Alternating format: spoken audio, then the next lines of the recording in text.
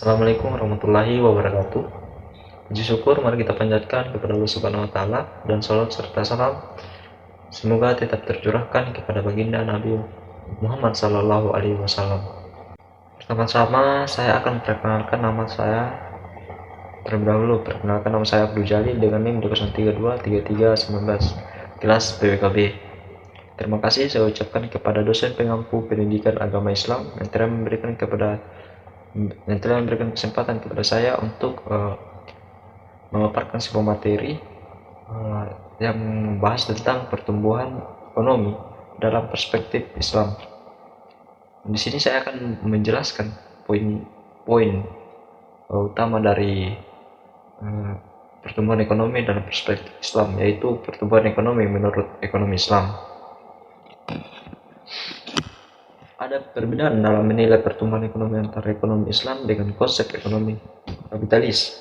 Lain halnya dengan Islam, walaupun memandang perlu materi, akan tetapi Islam tidak melupakan unsur moral, spiritual, dan tidak meletakkan materi sebagai tujuan utama. Karena dalam ajaran Islam, manusia tidak hanya akan menjalani hidup di dunia saja, akan tetapi manusia akan dibangkitkan kembali kelak di akhirat.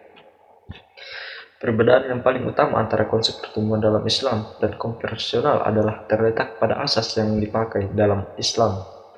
Unsur spiritualitas atau agama menjadi prioritas utama. Arti agama di sini adalah ajaran agama yang termanifestasi dalam Al-Quran dan Sunnah Rasul, meskipun prinsip pertumbuhan atau ekonomi dalam Islam berlandaskan Al-Quran dan hadis, namun ia tidak merinci secara detail yang menyangkut masalah-masalah teknis, akan tetapi hanya menjelaskan secara global yang mencakup petunjuk-petunjuk pokok, kaidah-kaidah prinsip, dan cabang-cabang penting yang bersifat spesifik. Karena masalah ekonomi termasuk masalah kemanusiaan yang dapat mengalami perubahan sesuai dengan lingkungan dan zamannya, sedangkan masalah yang bersifat teknis diselesaikan melalui upaya manusia atau ijtihad sesuai kondisi lingkungan dan zamannya. Adapun asas-asas pertumbuhan dalam ekonomi Islam ada 4, yaitu tauhid. Konsep tauhid adalah menjelaskan hubungan sesama manusia dengan Allah. Manusia harus patuh pada Allah Subhanahu wa taala. Kepatuhan manusia kepada Allah dilihat dari tingkah laku atau tindakan mereka, mematuhi perintah Allah dan meninggalkan larangannya dengan cara ikhlas dan menyeluruh. Kemudian yang kedua itu rububiyah, konsep yang menerangkan sifat Allah. Sifat Allah adalah sebagai penguasa di alam ini. Dia yang berkuasa membuat peraturan untuk menjamin dan membimbing kehidupan manusia supaya sempurna dan sejahtera. Dia juga berkuasa menjaga, mengawal, menampung, dan mengurus kehidupan makhluk ke arah kesempurnaan. Kemudian yang ketiga itu khalifah. Manusia sebagai utusan Allah di muka bumi ini memiliki tanggung jawab utamanya ialah sebagai pemegang amanah Allah dalam segala aspek seperti akhlak, ekonomi, politik, dan sosial. Sebagai pemegang amanah, manusia tidak boleh merusak alam ini. Pembangunan yang hendak dijalankan adalah memberi kebaikan seperti yang diajarkan oleh Allah melalui nabinya. Oleh karena itu, manusia wajib menghindari dari melakukan pembangunan dapat merusak, yaitu pembangunan yang membawa kepada keruntuhan, kekacauan, dan kezaliman atau tidak adil. Asas terpenting untuk melaksanakan tugas khalifah selain daripada imam ialah ilmu. Ilmu yang dimaksudkan ialah ilmu tentang realitas fisik. Merubah kepada kependudukan, ilmu tersebut berarti telah mengubah kedudukannya yang asli, dan perubahan yang dilakukan menyalahi sunnah, maka ilmu tersebut akan merusak bukan memperbaiki.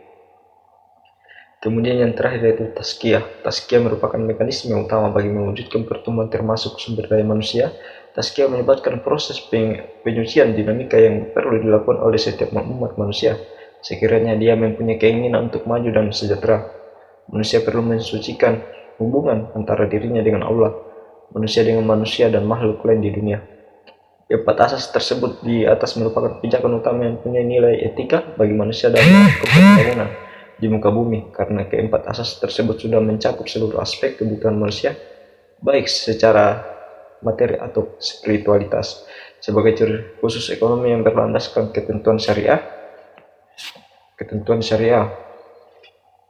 Nah, pertumbuhan ekonomi memiliki unsur budaya di samping akuli, Nomor 23, hal ini tidak ditemui dalam konsep pertumbuhan ekonomi. Dalam perspektif Islam, dalam perspektif ekonomi, kapitalis konvensional. Mungkin itu saja yang dapat saya sampaikan. Lebih dan kurangnya mohon dimaafkan. Mungkin masih ada kekeliruan dalam cara saya menjelaskan. Nah, itulah kekurangan saya. Nah, mungkin cukup sekian dari saya ucapkan terima kasih. Sekian. Assalamualaikum warahmatullahi wabarakatuh.